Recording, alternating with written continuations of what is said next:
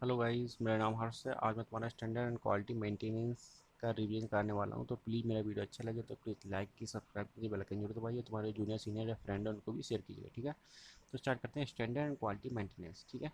तो पहला चैप्टर कौन सा आता है? मेंटेनेंस आता है। उसमें जो रिलायबिलिटी होती है, ठीक है, रिवीजन करवा रहे हैं तो प्लीज़ जल्दी जल्दी देखते जाओ। तो रिलायबिलिटी क्या होती है? प्रोबेबिलिटी होती है। प्रोबेबिलिटी को ही रिलायबिलिटी कहते हैं, ठीक है ना। तो at T equal to zero पर रिलायबिलिटी कितनी होती है? 100% होती है। पीछे में बता रखा है, सब रिवाइज करा रहे हैं बता, ठीक है। तो देख लेना अपना अपना, ठीक है। तो रिलायबिलिटी 90% दे रखी है, कहते हैं रिलायबिलिटी आर इक्वल टू 90% दे रखा है। मतलब क्या है? जो हमारा प्रोडक्ट है वो 90% वर्क कर रहा है, जो मतलब 90% वो प्रोडक्ट फंक्शन कर रहा है, ठीक है। समझ में आ गया। अब देखते हैं, अगर कोई सिस्टम क्या सीरीज में लगी हो, क्या सिस्टम किसमें सीरीज में लगी हो, उनकी reliability R one R two dot R N है। तो ओवरऑल रिलायबिलिटी कितनी होती है? R one into R two dot R N, ठीक है ना। और जो ओवरऑल रिलायबिलिटी होती है इन सब की रिलायबिलिटी से कम होती है। जो ओवर रिलायबिलिटी होती है इन सबके जो रिलायबिलिटी उससे कम होती है, ठीक है। अब हमारे इस फंक्शन है किसमें लगे? सीरीज में, पैरेलल में लग जाए। किसमें? पैरेलल में लग जाए। तो जो ओवरऑल रिलायबिलिटी होगी इसकी, ये होता है मेन फंक्शन, ये होता है बैकअप फंक्शन, ठीक है ना। और हमेशा आर वन की वैल्यू आर टू से ज़्यादा होती है, ठीक है। तो जो ओवरऑल रिलायबिलिटी होती है कितनी होती है? R S equal to R one plus R two into one minus R one, ठीक है। या फिर R one plus R two minus R one R two, ठीक है। और हमारा अगला स्टार्ट होता है reliability prediction by using exponential distribution, ठीक है। जब एक्सपोनेंशियल डिस्ट्रीब्यूशन रिलायबिलिटी क्या होती है वो देख लेते हैं। रिलायबिलिटी का जो फॉर्मूला होता है आर टी इक्वल टू ई की पावर माइनस लैम्डा टी। क्या होता है? आर टी इक्वल टू ई की power minus lambda T. Lambda क्या होता है हमारा? N upon T. आर क्या हमारा? आर हमारा रिलायबिलिटी है, टी टाइम है, और लैम्डा क्या है? फेलियर रेट है, ठीक है। एन क्या है? Number of component failure during the period. मतलब अगर टी टाइम दे रखा है उसमें कितना नंबर ऑफ फेलियर हो रहा है, ठीक है। अब देखते हैं क्या होता है एम टी टी एफ। क्या होता है? मीन टाइम टू फेलियर को एम टी टी एफ बोलते हैं। मीन टाइम टू फेलियर निकालते कैसे? चार वर्ब दे रखे हैं। क्या दे रखा है कि पहला वर्ब कितना, दूसरा वर्ब कितना, थर्ड वर्ब कितना, फोर्थ वर्ब कितना चलेगा, ठीक है। तो इसका एम टी टी एफ निकालना क्या करेगा? इन सबका सम अपॉन फोर, चार वर्ब में। तो हमारा क्या आ जाएगा? एम टी टी एफ आ जाएगा, ठीक है। अब देखते हैं एम टी बी एफ क्या होता है? Mean time between failure. ये क्या होता है? ठीक है। Mean time between failure formula होता है total device hour upon number of failure. निकालते कैसे हैं? ऐसे हम टोटल नंबर डिवाइस हावर दे रखा है कितना? 20,000 कितना? 20,000 हावर दे रखा है। और नंबर ऑफ फेलियर कितने? 5 दे रखा है। तो एम टी बी एफ कितना हो जाएगा? इसको इससे डिवाइड करो कितना? 4,000 हावर आ जाएगा, ठीक है।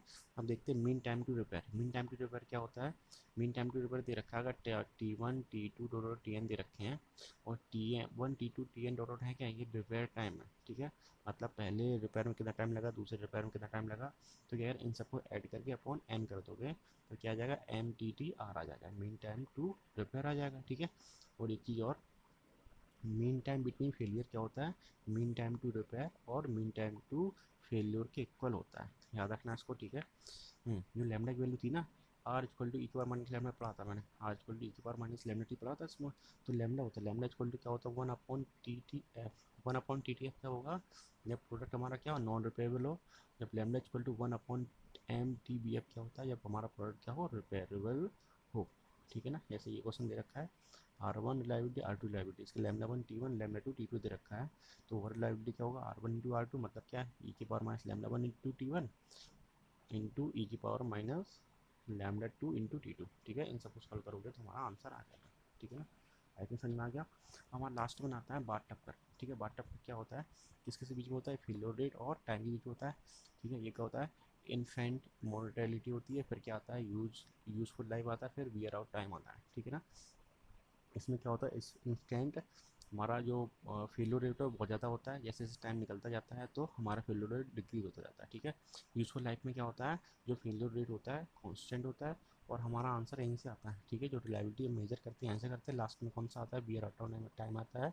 जैसे जैसे हम टाइम को इंक्रीज करते जाते हैं या टाइम और इंक्रीज करता जाता है तो हमारा क्या? फेलियर रेट इंक्रीज हो जाता है। ये क्यों होता है?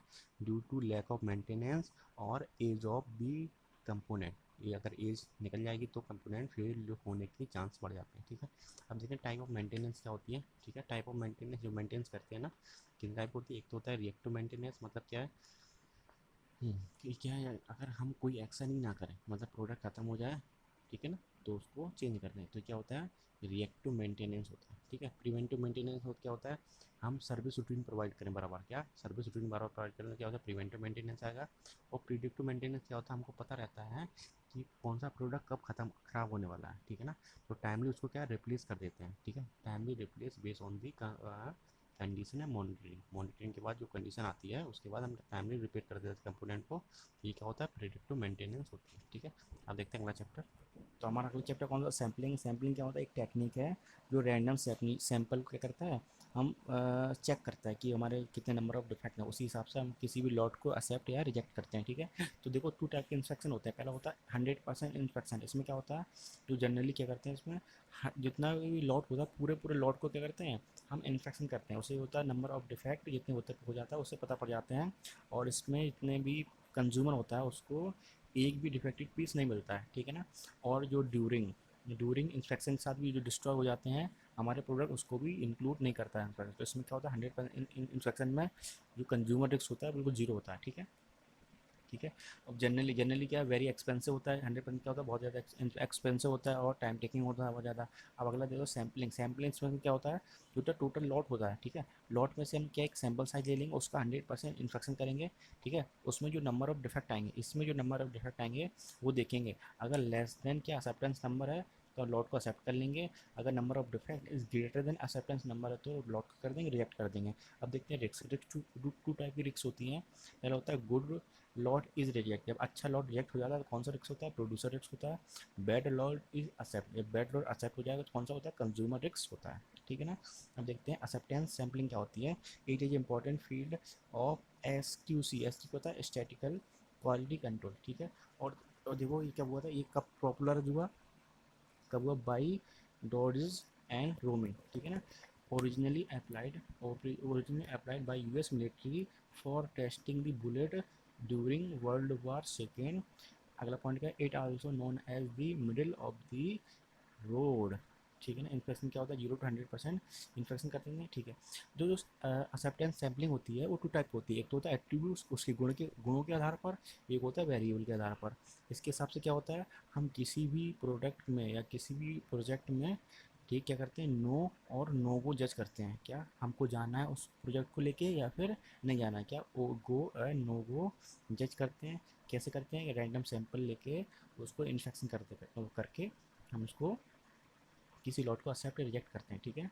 और जो वेरिएबल्स क्या होते हैं, वेरिएबल्स क्या होता है, उसको हम कंटिन्यूसली मेजर करते रहते हैं, ठीक है ना। सैम्पलिंग प्लान देख लो, टू टाइप की सैम्पलिंग प्लान होती है, कौन कौन सी, सिंगल सैम्पलिंग प्लान और double sampling plan. Single sampling plan में क्या होता है, नंबर ऑफ लॉट, देखो नंबर ऑफ लॉट होता है, उससे हम सैंपल लेंगे एन। अगर इस सैंपल में नंबर ऑफ डिफेक्ट डी आते हैं, अगर डी एक्सेप्टेंस नंबर ज़्यादा है तो क्या करेंगे, तो हम क्या करेंगे, लॉट को रिजेक्ट कर देंगे। अगर एक्सेप्टेंस नंबर कम है तो लॉट को क्या करेंगे, एक्सेप्ट कर लेंगे। यहाँ पर रिजेक्ट है, यहाँ पर एक्सेप्ट है, ठीक है। अब देखते हैं डबल सैम्पलिंग प्लान क्या होता है। डबल सैम्पलिंग प्लान में क्या होता है, टोटल नंबर ऑफ लॉट इतना है, मतलब लॉट प्रोडक्ट इतना है, ठीक है। उसमें हम N1 क्या है, पहला सैंपल है, दो सैंपल लेंगे, N1 और N2, ठीक है। तो पहला सैंपल में अगर जो डिफेक्ट D1 है, अगर D1 की वैल्यू C1 पहला एक्सेप्टेंस नंबर और सेकेंड एक्सेप्टेंस नंबर, ठीक है ना, C1 से लेस देन है तो क्या करेंगे, पूरे पूरे लॉट को एक्सेप्ट कर लेंगे। अगर D1 की वैल्यू C2 से ज़्यादा है तो पूरे पूरे लॉट को रिजेक्ट कर देंगे। अगर इन दोनों के बीच में है तो हम जाएंगे कैसे, सेकेंड सैंपल में जाएंगे। तो सेकेंड सैंपल में गए तो टोटल सैंपल कितना हुआ, N1 प्लस N2, ठीक है।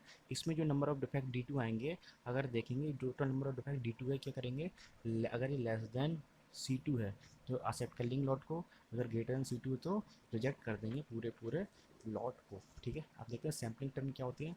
सैम्पलिंग टर्म क्या होती है, पहला कौन सा, ए क्यू एल। ए क्यू होता है एक्सेप्टेंस क्वालिटी लेवल। ये क्या होता है, ये जितना कस्टमर क्या करता है, आप पेमेंट करता है, ठीक है, क्या बिलिंग करता है, परसेंटेज डिफेक्ट, क्या लिखा है, the percentage defect at which the consumer are willing to accept the lot as good. ठीक है, कोई अच्छा अच्छा लॉट जितना हम बिल करते हैं कंज्यूमर द्वारा, तो उसके होता है एक्सेप्टेंस क्वालिटी लेवल होता है, ठीक है।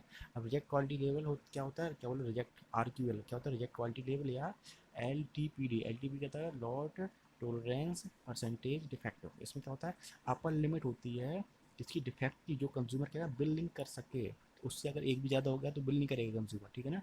तो परसेंटेज नंबर ऑफ डिफेक्ट क्या या परसेंटेज डिफेक्ट क्या, अपर लिमिट होनी चाहिए उसकी, ठीक है। प्रोड्यूसर रिस्क क्या होता है, उसको अल्फा से रिप्रेजेंट करते हैं, यहाँ पे टाइप 1 या 5% कॉमन बोलते हैं, ठीक है ना, समझ में आ गया। प्रोड्यूसर रिस्क क्या होता है, प्रोड्यूसर रिस्क क्या होता है, जब गुड लॉट क्या रिजेक्ट होता है। कंज्यूमर रिस्क क्या होता है, जब बैड लॉट एक्सेप्ट होता है, इसे बीटा से रिप्रेजेंट करते हैं। और टाइप 2 होता है और ये 10% कॉमन होता है, ठीक है। ऑपरेटिंग कर्व, ओसी कर्व क्या होता है देखते हैं। जो ओसी कर्व किस किस के बीच बनता है, परसेंटेज डिफेक्ट के बीच में और प्रोबेबिलिटी के बीच में बनता है। तो एक्सेप्टेंस प्रोबेबिलिटी क्या होता है, पी, क्या पी ए इक्वल टू क्या होगा, summation of D equal to 0 to C N C D P to the power D 1 minus P की power N minus D. Formula याद करना बहुत ज़्यादा इंपॉर्टेंट है, ठीक है ना। ठीक है, पी ए पता पड़ गया। पी आर कैसे निकालेंगे, रिजेक्ट प्रोबेबिलिटी ऑफ रिजेक्शन कैसे निकालेंगे, पी आर इक्वल टू होता है 1 माइनस पी ए, ठीक है। ये ग्राफ देख लो, ये हमारा किसका है, पी ए वर्सेज प्रोबेबिलिटी के बीच ग्राफ है, ठीक है। ये हमारा क्या होता है, अल्फा प्रोड्यूसर रिस्क ऊपर से आता है, 5% कॉमन। ये क्या होता है हमारा, ये बीटा होता है। ये क्या है हमारा, कंज्यूमर रिस्क है, 10% कॉमन। ये अगर प्रोडक्ट हमारे यहाँ रहता है तो गुड है, यहाँ पे इंसमीशन, अगर इसके बाहर चला जाता है तो बैड हो जाता है प्रोडक्ट। अब acceptance number on O C curve keeping N constant, जब क्या एन कॉन्स्टेंट और सी वेरिएबल है, क्या है एन कॉन्स्टेंट और सी वेरी कर रहा है। जैसे सी को इंक्रीज करेंगे तो पी ए की वैल्यू क्या इंक्रीज होती चली जाती है, याद रखना, सेल से सी इंक्रीज होगा तो पी ए की वैल्यू इंक्रीज होगी, वैसे वैसे अल्फा रिड्यूस होता जाएगा और बीटा इंक्रीज होता जाएगा, ठीक है ना। तो ये लिखा हुआ है।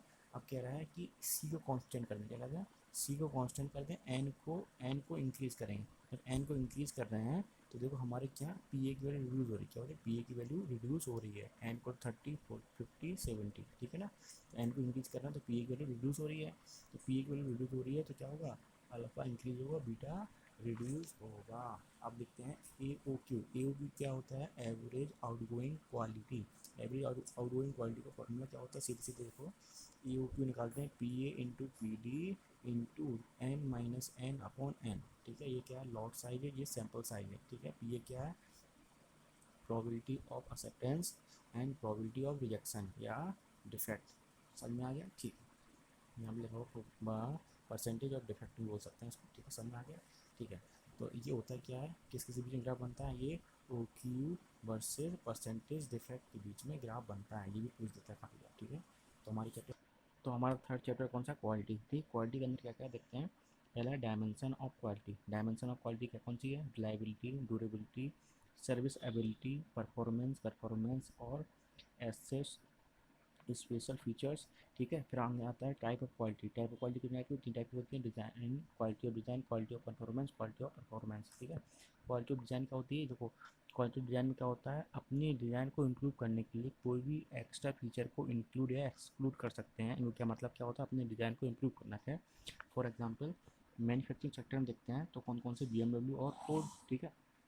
सर्विस सेक्टर में क्या होगा, इकोनॉमिक होटल और 5 स्टार होटल, ठीक है। क्वालिटी ऑफ कन्फॉर्मेंस क्या है, क्वालिटी ऑफ कन्फॉर्मेंस में होता है, ये मीट करती है प्रोडक्ट और service meet this specification determined by the designer, for example pizza delivery in 30 minute, ठीक है। क्वालिटी ऑफ परफॉर्मेंस क्या होता है, ये हमेशा परफॉर्मेंस के बेस पर होता है। जैसे कोई स्टेबलाइजर बनाया हमने, ठीक है, तो स्टेबलाइजर अगर इस वोल्टेज पर 190 टू 70 तक जाता है तो एक क्वालिटी दे सकता है, ठीक है। अगर हमारा वोल्टेज इसी के अंदर है और हमने स्पेसिफिकेशन इसी का दे रखा है, इसी के अंदर आता है तो हम बोल सकते हैं गुड क्वालिटी, ठीक है। इसके यहाँ आ जाता है तो बोल देंगे क्या, बैड क्वालिटी, या ठीक है ना, या बैड परफॉर्मेंस, ठीक है। अगर इतना बनता है 180 टू 80 तो बोल देते हैं रोबस्ट प्रोडक्ट, या फिर बोलते हैं एक्सीलेंट क्वालिटी ऑफ परफॉर्मेंस, समझ में आ गया। तो ये किसके ऊपर होता है, बेस होता है परफॉर्मेंस के ऊपर बेस होता है, ठीक है। अब देखते हैं cost of quality. Cost of quality कितने टाइप की होती है, टू टाइप की होती है, कौन सी, cost of performance, cost of non performance. Cost of non performance को ही बोलते हैं कॉस्ट ऑफ फेलियर, ठीक है। Cost of performance two type होता है, एक तो होता है कौन सा, प्रिवेंटिव कॉस्ट और होता है एप्रीचियल कॉस्ट। और कॉस्ट ऑफ फेलियर के टाइप के टू टाइप होते हैं, इंटरनल फेलियर और एक्सटर्नल फेलियर, ठीक है।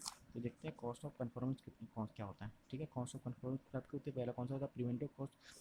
प्रीवेंटिव कॉस्ट, पहले नाम से ही पता है कि पहले प्रोडक्ट बनने के पहले जो कुछ काम होता है उसे बोलते हैं preventive cost. For example training cost, process simplification cost and process improvement cost, ठीक है। रियल कॉस्ट क्या होती है, प्रोडक्ट बनने के बाद जो कॉस्ट आती है, जैसे फॉर एग्जांपल इंस्पेक्शन कॉस्ट, ठीक है, ऑडिटिंग कॉस्ट और चेकिंग कॉस्ट, ठीक है। अब कॉस्ट ऑफ नॉन परफॉर्मेंस या फेलियर कॉस्ट क्या होती है, दो टाइप होती है, एक इंटरनल कॉस्ट, एक एक्सटर्नल कॉस्ट। ये होती किस किस के बाद में, ड्यू टू फॉल्टी सर्विस और डिफेक्टिव पार्ट की वजह से ये कॉस्ट हमारी इंक्रीज़ होती है, ठीक है। तो पहले देखते हैं इंटरनल फेलियर कॉस्ट कौन सी होती है। इंटरनल फेलियर कॉस्ट कैसी होती है, जैसे कोई ट्रांसफरिंग करना है कि कस्टमर को, और वो क्या डिफेक्टिव प्रोडक्ट हो, ठीक है। मतलब किसी भी कस्टमर को प्रोडक्ट्स ट्रांसफ़र करने से पहले जो डिटेक्ट हो जाए फॉल्ट, उसे क्या कहते हैं इंटरनल फेलियर कॉस्ट, ठीक है।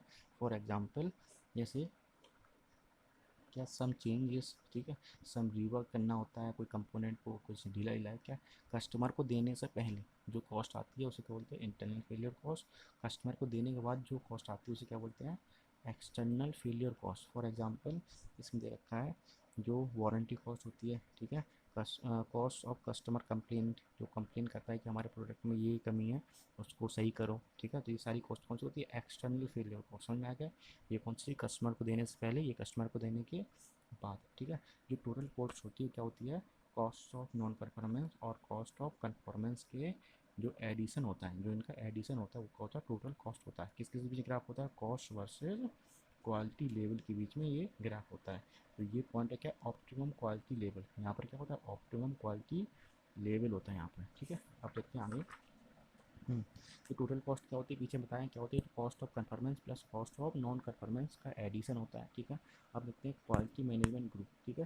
क्वालिटी मैनेजमेंट ग्रुप होते हैं क्या, एक गुड पर्सन को हम क्वालिटी मैनेजमेंट ग्रुप कह सकते हैं, डेफिनेशन उसी की होता है, गुड पर्सन होना चाहिए वो वाइस पर्सन या फिर एक टीचर होना चाहिए, ठीक है ना।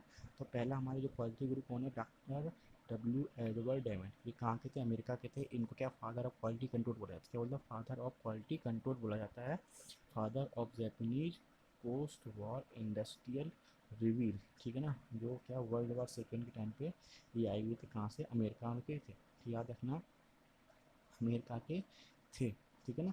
ओके, जो इनकी सबसे इम्पोर्टेंट क्या है quality is every one responsibility, क्या है quality is every one responsibility, याद रखना एग्जाम क्वेश्चन में यही आता है, ठीक है ना। ये कब जब वो वर्ल्ड वॉर टू हो रहा था, जो यूनाइटेड स्टेट के जो कम बुलेट वगैरह थे, जो उनके वार के इक्विपमेंट है या वार मटेरियल था, उसको कैसे अच्छे से अच्छा प्रोवाइड करें एट अ लो टाइम, ठीक है ना। तो वो तब आए थे, तभी इनका पहली बार इंट्रोड्यूस हुआ था, किसने किया था डॉक्टर डब्ल्यू एडवर्ड डायमंड ने किया था, कहाँ के थे अमेरिका के थे, ठीक है। डायमंड प्राइज क्या है highest quality award of Japan, Japan का ये हाईएस्ट क्वालिटी अवार्ड है, ठीक है ना। ओके, कंट्रीब्यूशन क्या है इनके, एक तो कौन सा D P D C A cycle और P D S A cycle, plan do check act plan do study act, याद रखना है इसको। और क्या थे इनके, ठीक है।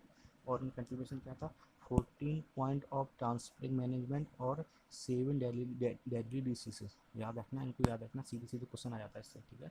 अब आते हैं हमारे जुरान का, जी एम जुरान क्या था, the quality does not happen by accident contribution, ठीक है। मतलब क्या है वो जो हमारी क्वालिटी होती है वो एक्सीडेंटल नहीं होती है, ठीक है। ये क्या क्वालिटी ऑफ ट्रायोलॉजी इसी को बोलते हैं।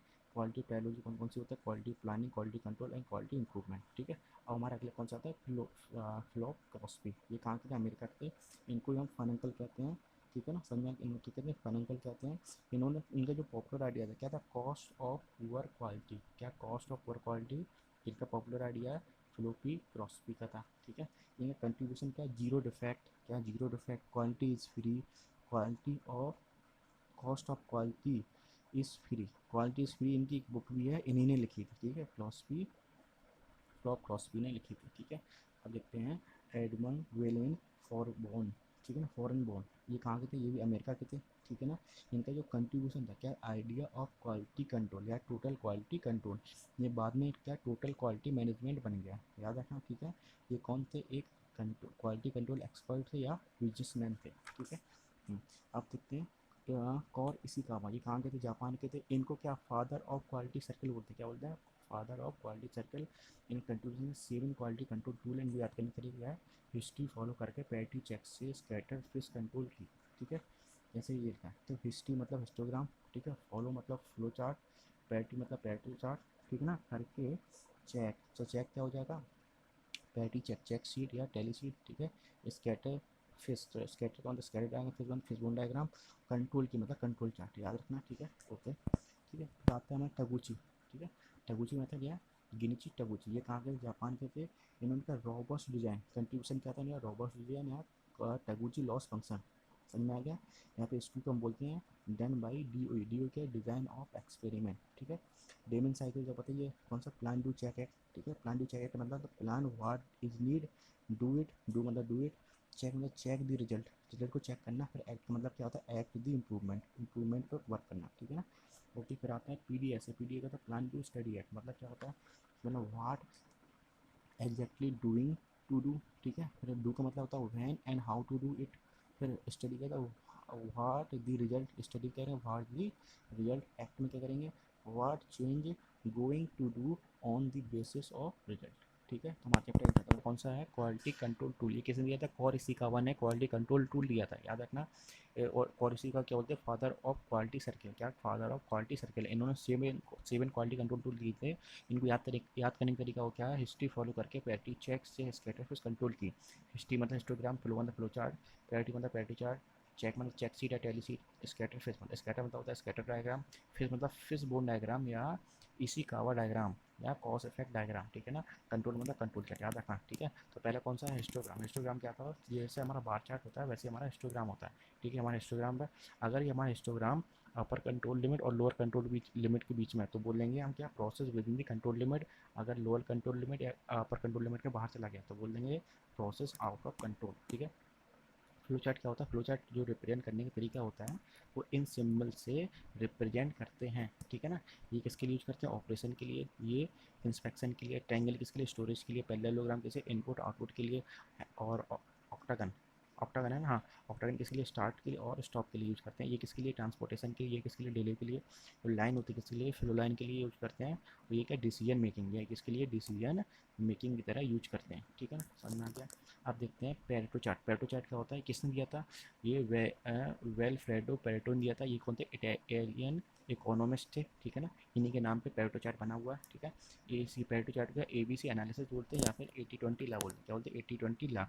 ये क्या है, ऑलवेज बेटर कंट्रोल या क्लासिफिकेशन ऑफ इन्वेंट्री या इन्वेंट्री वैल्यू या यूज़र वैल्यू, समझ में आ गया, ठीक है।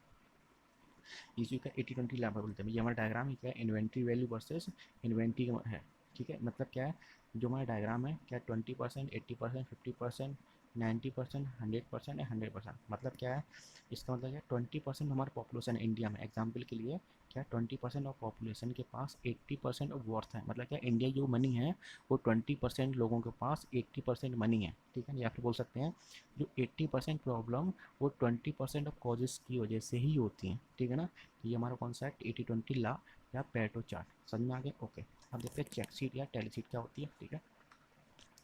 चेक शीट या टेली शीट हम ऐसे बनाते हैं, ठीक है।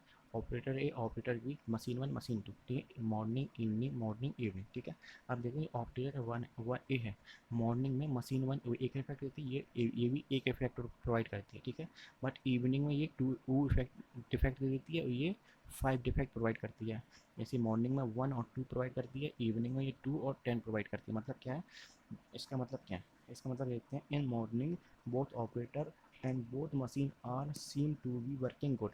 मॉर्निंग में और ऑपरेटर वन दोनों क्या करते हैं, मॉर्निंग में बहुत अच्छी ढंग से वर्क करते हैं। But evening both operator making more mistake, मतलब making mistake and machine to make more mistake. जैसे इवनिंग होने होते जो दोनों मशीन मिस्टेक प्रोवाइड करती हैं, बट जो मशीन टू है वो ज़्यादा हमारे क्या डिफेक्ट प्रोवाइड करती है या मिस्टेक प्रोवाइड करती हैं, ठीक है। अब देखते हैं स्कैटर डायग्राम। स्कैटर डायग्राम क्या होता है, ये किसके बीच में, माइलेज ऑफ द कार और वेट ऑफ द कार। जैसे mileage of the car, sorry, weight of the car increase करेंगे, mileage of the car decrease होती है, लेकिन ठीक है। तो ये क्या है, ये हमारी 10 लाइन होती है, 10 लाइन होती है। ये आप जैसे स्केलेट डायग्राम में कह याद रखना, अगर ये डाउनवर्ड है तो नेगेटिव कोरिलेशन, अपवर्ड है तो पॉजिटिव कोरिलेशन, अगर कोई रिलेशन नहीं है तो क्या बोले, नो कोरिलेशन, ठीक है। एग्जाम्पल के 10 लाइन गोइंग डाउनवर्ड, डाउनवर्ड जा रही है तो क्या हो जाएगी, हमारा नेगेटिव कोरिलेशन, अपवर्ड के लिए पॉजिटिव कोरिलेशन, अदर पॉसिबिलिटी क्या होती है, नो कोरिलेशन। मतलब क्या, salary of the man versus size of the shoes, समझ में आ गया, ठीक है।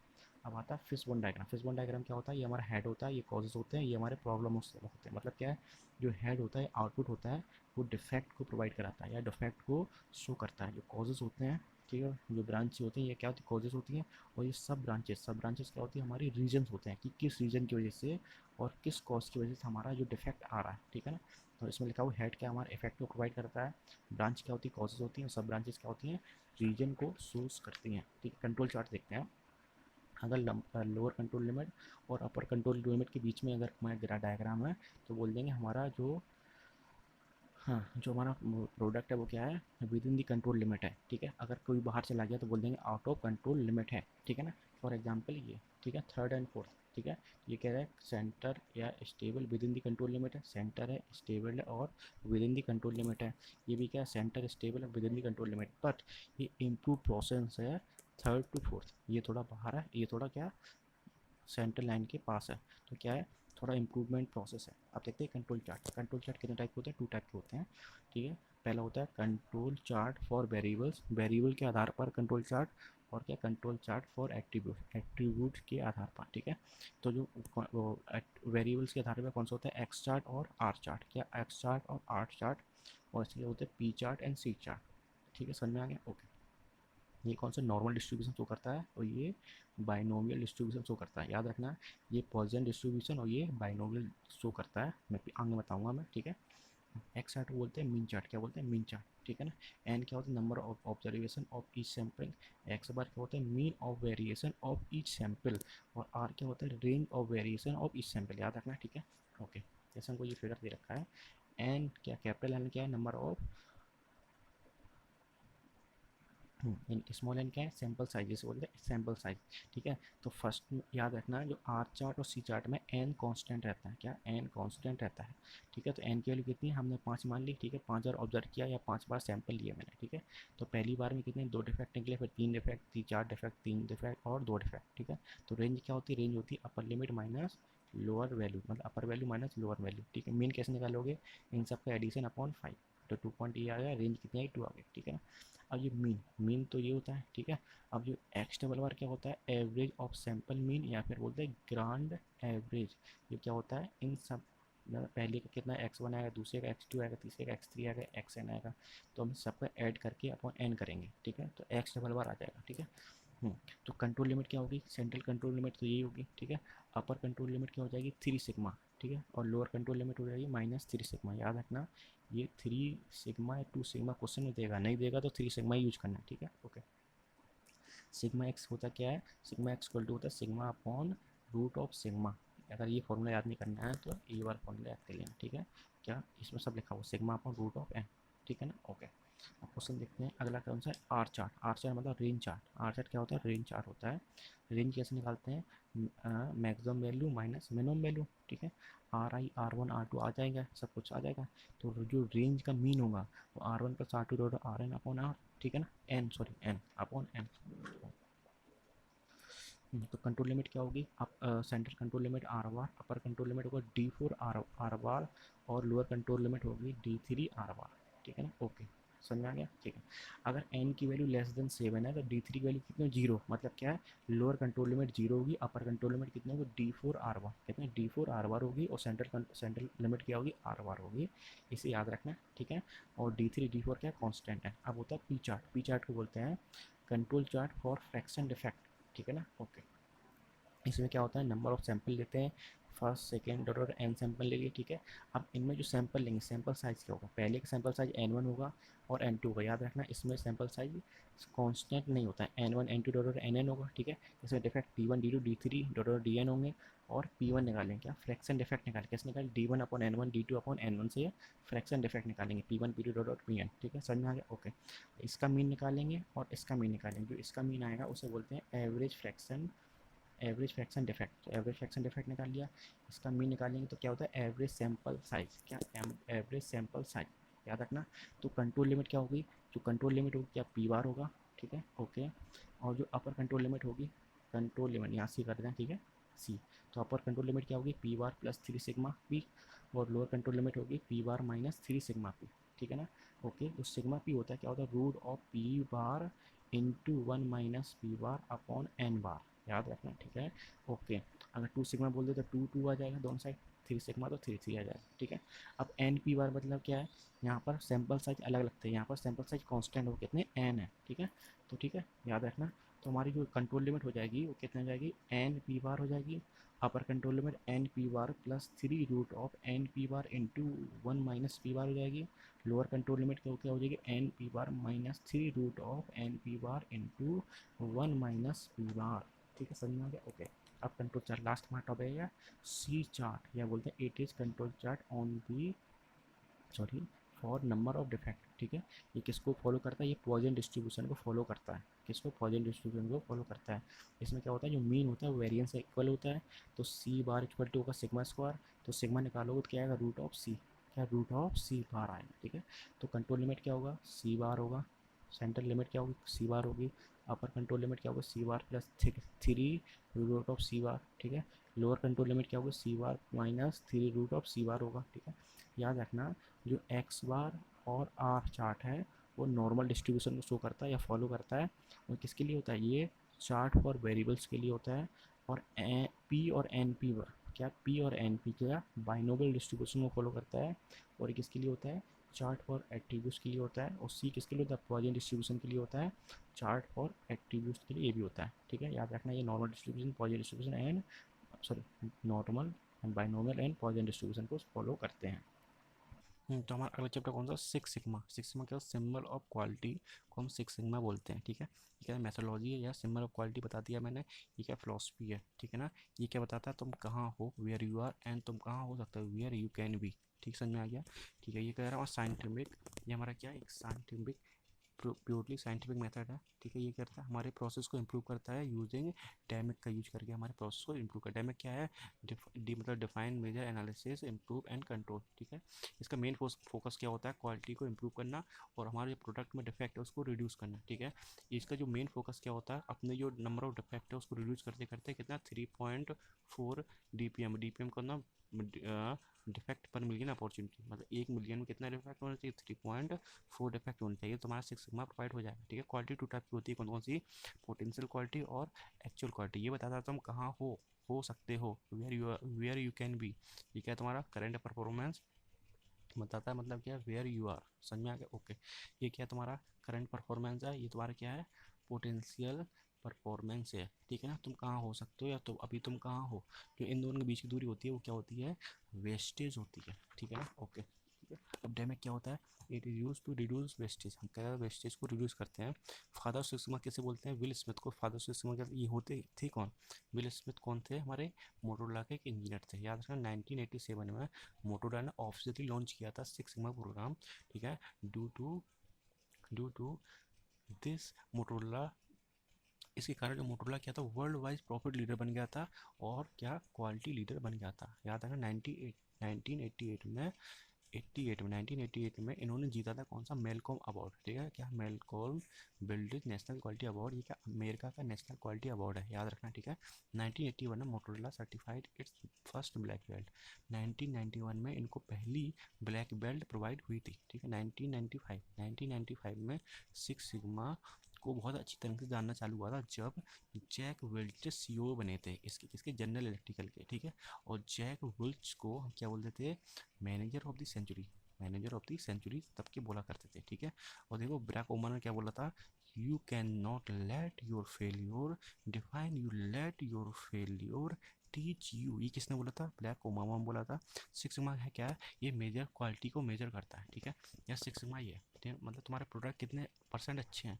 अगर तुम्हारा 1 सिग्मा मिलता है तो तुम्हारे प्रोडक्ट 31% अच्छे हैं, 2 सिग्मा में 69%, 3 सिग्मा में 93.37%, 4 सिग्मा में 99.73%, 5 सिग्मा 99.98%, 6 सिग्मा 99.9997%। मतलब क्या है, अगर 1 सिग्मा प्रोवाइड होता है मतलब 1 लाख प्रोडक्ट में से तुम्हारे कितने खराब निकलते हैं, 69 लाख 69 लाख 1962 प्रोडक्ट डिफेक्टेड निकलते हैं। 2 सिग्मा मतलब 3,08,537, 3 सिग्मा मतलब 66,810, 4 सिग्मा मतलब क्या 36,210, 5 सिग्मा मतलब 233 और 6 सिग्मा मतलब क्या 3.4 प्रोडक्ट डिफेक्ट निकलते हैं 1 मिलियन प्रोडक्ट में। क्या है डीपीएमओ क्या है, डिफेक्ट पर मिलियन, याद रखना ठीक है। डिब्बा वाला क्या था, इंडिया का डिब्बा वाला, ये हमारा क्या है सर्विस सेक्टर प्रोवाइडर है ठीक है। इन्होंने क्या 61 ट्रांजेक्शन सिर्फ 1 एरर प्रोवाइड की थी। इनके इनके इनके पास क्या वर्ल्ड रिकॉर्ड है ठीक है, और गिनीज वर्ल्ड बुक और रिकॉर्ड में इसका नाम लिखा हुआ है ठीक है। ओके अब स्टार्ट करते हैं। डीपीएमओ निकालते कैसे, डीपीएमओ ठीक है। डीपीएमओ का डिफेक्ट पर मिलियन अपॉर्चुनिटी क्या होता है, number of defect upon number of unit produce into 10⁻⁶। याद रखना डीपीएमओ क्या होता है, मैन्युफैक्चरिंग सेक्टर में डीपीएमओ यूज करते हैं, और सर्विस सेक्टर हम ईपीएमओ, क्योंकि मैन्युफैक्चरिंग कर रहा है डिफेक्ट निकलेगा, और सर्विस सेक्टर है तो एरर आएगा, समझ में आएगा। ओके सिग्मा लेवल कैसे निकालते हैं, sigma level sigma equal to 10⁻⁶ minus DPMO upon 10⁻⁶ into 100, समझ में आएगा। ओके ठीक है, अब देखते हैं 6 सिग्मा मेथोडोलॉजी ठीक है। क्या होता है, DMAIC define measure analysis improve and control. ये करता क्या है, it is use for improving of existing process, जो हमारा एग्जिस्टिंग प्रोसेस होता है उसको इम्प्रूव करता है। और क्या करता है, improve use for improve optimizing and standard business process and design ठीक है। वही हमारा क्या है कोर टूल है use to drive 6 sigma project ठीक है। और ये क्या है, it is logical and structural approach to problem solving and process improvement. क्या it is use 5 step to iterative process. कौन कौन से 5 स्टेप हैं, define measure analysis improve and control. पहले देखते हैं डिफाइन, डिफाइन क्या होता है, डिफाइन करता है गोल क्या है, एम क्या है, प्रोजेक्ट स्कोप क्या है, टारगेट क्या है ठीक है। ये कहता है वी ओ सी से सी टी क्यू की तरफ जाता है। वी ओ सी क्या है, वॉइस ऑफ कस्टमर से क्रिटिकल टू क्वालिटी की ओर जाता है ठीक है। मेजर प्रोसेस कहता है, मेजर प्रोसेस बताता है कि तुम्हारा करंट परफॉर्मेंस और रिक्वायर्ड परफॉर्मेंस के बीच में कितना एरर है, कितना गैप है ठीक है। ये बताता है, ये कौन मेजर करता है मेजर फेस में ठीक है। अब कौन सा होता है एनालिसिस फेस, एनालिसिस फेस में होता है कि जो करंट परफॉर्मेंस और रिक्वायर्ड परफॉर्मेंस के बीच में जो वेस्टेज है उसको कैसे रिड्यूस करें ठीक है ना। किसका यूज करके हम रिड्यूस कर सकते हैं, हम इसमें हम यूज करते हैं फिश बोन डायग्राम। याद रखना क्वालिटी कंट्रोल टूल यूज करते हैं किसमें, फिश बोन डायग्राम का यूज करके हम इसको रिड्यूस करते हैं। अब इम्प्रूवमेंट मेथड ठीक है, अब जो वेस्टेज आया है उसको कैसे इम्प्रूव करें, अपने प्रोडक्ट को कैसे इम्प्रूव करें, कैसे कर सकते हैं, किस किस का यूज करें, कौन सा टूल का यूज करते हैं, कौन सा टूल का यूज करके हम इम्प्रूव कर सकते हैं अपने प्रोडक्ट या फेस को ठीक है। कौन सा ब्रेनस्टॉर्मिंग ठीक है, 6 सिंग हेड और डीओई डिज़ाइन ऑफ एक्सपेरिमेंट का यूज करके, और R&D team do research and improvement the solution ठीक है। अब आता है कंट्रोल फेस, कंट्रोल फेस में क्या होता है कि अपने जो प्रोसेस है ठीक है, इस फेस में कैसे अपने प्रोसेस को इम्प्रूव कर सकते हैं या कंट्रोल कर सकते हैं ठीक है ना। कंट्रोल फेज में ये होता है ठीक है। ये हमारा प्रोसेस पुराना वाला था, अब नया वाला कौन सा था, DMADB ठीक है, डिफाइन मेजर एनालिसिस। आई सी की जगह आ गया है DVD, क्या होता है डिज़ाइन एंड वेरीफाई, डिज़ाइन मतलब design the new process and verify the performance. It is use when need the replace new process rather the simplifying or improving the existing